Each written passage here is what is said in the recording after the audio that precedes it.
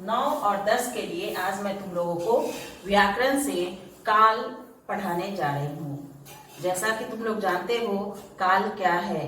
काल कहने का अर्थ है टेंस, क्रिया का काल। यहाँ पर लिखा है क्रिया का काल। क्रिया का काल कहने का अर्थ है क्रिया मतलब वर्ब और काल कहने का मतलब टेंस या टाइम। तो क्रिया का काल कहने का अर्थ है कौन सा काम, क्रिया मतलब काम, कौन सा काम किस समय में हुआ। तो यहाँ पर सबसे पहले हम लोग जानेंगे कि क्रिया का काल होता क्या है। तो क्रिया का काल, क्रिया के जिस रूप से, इसकी परिभाषा हम लोग जानेंगे। क्रिया के जिस रूप से क्रिया के होने का समय ज्ञात होता है वह उस क्रिया का काल कहलाता है। जैसे गाया, गाएगा, गाता है। गाया कहने से हम लोग जानेंगे कि वह बीते हुए समय में वह काम, वह गीत गाया। गाएगा मतलब आने वाले समय में वह गीत गाएगा। और गाता है मतलब अभी अभी वह गाता है।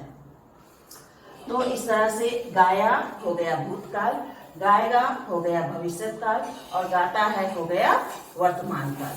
तो इस तरह से अब हम लोग जानेंगे कि काल के भेद कितने होते हैं। काल के 3 भेद होते हैं, भूतकाल, भविष्यकाल और वर्तमान काल। अब हम लोग भूतकाल में जानेंगे कि उसके भी कितने भेद हैं। जैसे भूतकाल में सामान्य भूत, आसन्न भूत और पूर्ण भूत, अपूर्ण भूत। यहाँ पर जैसे बताया गया है सामान्य भूत, आसन्न भूत, पूर्ण भूत और अपूर्ण भूत। जैसे अब सबसे पहले हम लोग ले ले सामान्य भूत। सामान्य भूत कहने का अर्थ है कि वह काम जो है सामान्य रूप से अभी अभी समाप्त हो चुका है, पहले हो चुका है।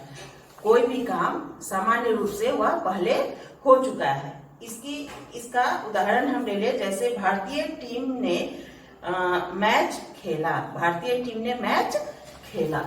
उसी तरह से आसन्न भूत कहने का अर्थ है जो आने वाले समय में, आसन्न मतलब आने वाले समय में जो काम भूतकाल में हुआ होगा उसे हम लोग आसन्न भूतकाल कहते हैं। आसन्न भूत जैसे मैं व्यायाम करके आया हूँ, मैं व्यायाम करके आया हूँ मतलब यह भूतकाल में ही हुआ, लेकिन वह जो है भूतकाल में काम किया और वह आया है। उसी तरह से अब तीसरा है पूर्ण भूत।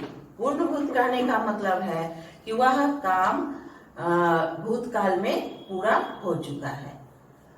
कोई भी काम भूतकाल में पहले समय में वह शुरू किया और वह पूरी तरह से हो चुका है, तो उसे हम लोग कहते हैं पूर्ण भूत। जैसे भारत ने कारगिल युद्ध जीता था, पहले की बात है, जीता था, लेकिन हम लोग क्या कहते हैं कि कारगिल युद्ध में भारत जो है कारगिल युद्ध में जीता था। तो ये पूर्ण भूत हो गया, पूर्ण रूप से उसी समय में पहले हो चुका है। अब आगे है अपूर्ण भूत। कोई ऐसा काम जो कि भूतकाल में शुरू हुआ लेकिन अभी तक वह चल रहा है, वह पूरा नहीं हुआ। अपूर्ण कहने का अर्थ है पूरा नहीं। तो इस तरह से अपूर्ण भूतकाल का एक उदाहरण ले ले।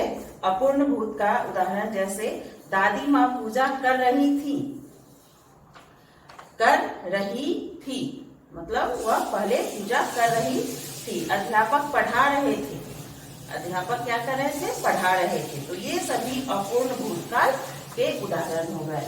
अब हम लोग आते हैं वर्तमान काल। वर्तमान काल में सबसे पहले हम लोग जानेंगे सामान्य वर्तमान, अपूर्ण वर्तमान और पूर्ण वर्तमान, संदिग्ध वर्तमान। अब सबसे पहले हम लोग जानेंगे सामान्य वर्तमान। सामान्य वर्तमान कहने का अर्थ है कि जो काम, कोई काम सामान्य रूप से वर्तमान समय में अभी अभी प्रेजेंट समय में अभी अभी हुआ हो। जैसे बंदर पेड़ पर कूदता है, मैं हॉकी खेलता हूँ। तो ये सभी सिंपल टेंस भी बोल सकते हैं, सामान्य वर्तमान भी बोल सकते हैं। उसी तरह से अब दूसरा आता है अपूर्ण भूत। अपूर्ण भूतकाल तो पहले पढ़े हैं, अभी वर्तमान काल पढ़ रहे हैं, सॉरी। तो ये वर्तमान काल, अपूर्ण वर्तमान काल कहने का मतलब है कोई काम वर्तमान समय में पूरा किए हैं और वह अभी पूरी नहीं हुई है। जैसे अपूर्ण वर्तमान काल का उदाहरण ले ले, लड़के पतंग उड़ा रहे हैं, तो ये हो जाएगा अपूर्ण वर्तमान काल। उसके बाद है पूर्ण वर्तमान काल।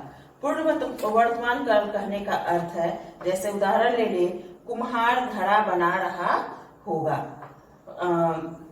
पूर्ण वर्तमान में जो है वह पूरी तरह से अभी अभी काम पूरा हो गया, तो उसे हम लोग पूर्ण वर्तमान कहेंगे। पूर्ण वर्तमान जैसे भक्त गंगा ने स्नान कर रहे होंगे, भक्त गंगा ने स्नान कर रहे होंगे, भक्त जो है वो गंगा में स्नान कर रहे होंगे, तो ये पूर्ण वर्तमान, ये संदिग्ध वर्तमान का उदाहरण हो जाएगा। उसी तरह से अब पूर्ण वर्तमान है। पूर्ण वर्तमान कहने का मतलब वर्तमान समय में ही वह काम पूरा हो गया, अभी अभी वर्तमान में वो शुरू किया और वर्तमान में वह जो है पूर्ण रूप से हो भी गया, तो यह इस तरह से वर्तमान काल हो गया। अब आगे आ गया भविष्यत काल। भविष्यत काल कहने का अर्थ है सामान्य भविष्य और संभाव्य भविष्य।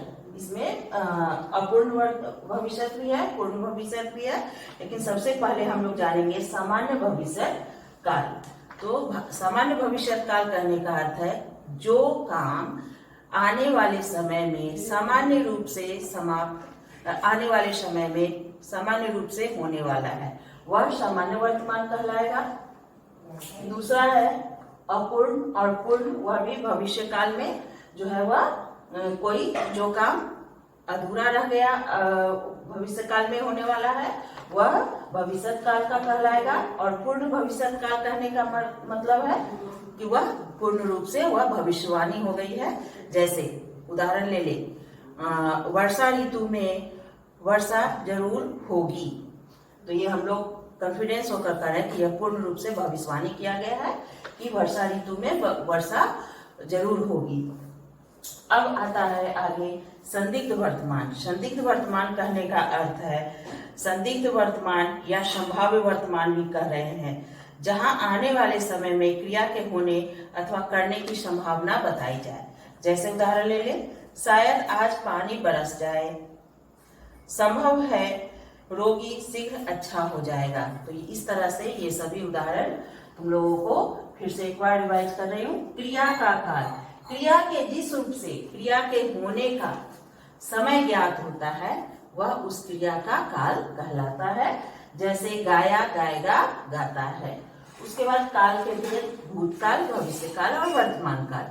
भूतकाल के भी सामान्य भूत, आसन्न भूत, पूर्ण भूत और अपूर्ण भूत। उसी तरह से वर्तमान काल के सामान्य वर्तमान, आसन्न वर्तमान, अपूर्ण वर्तमान, पूर्ण वर्तमान और संदिग्ध वर्तमान।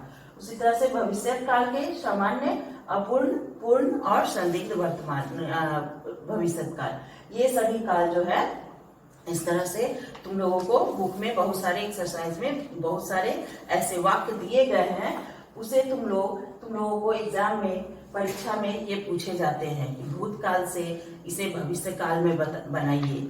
कोई वाक्य दे दिया जाएगा और उसे बदलने के लिए कहा जाएगा कि भूतकाल है तो उसे भविष्य काल में, भविष्य काल है तो भूतकाल में, वर्तमान काल है तो भूतकाल में, भूतकाल है तो भविष्य काल में, ऐसे इसे आप बदले। तो इस तरह से तुम लोगों को ये जानना जरूरी है और इसे ध्यान से पढ़ोगे, एक बार बुक में भी तुम लोग खोलकर देखोगे, सभी क्लियर हो जाएगा।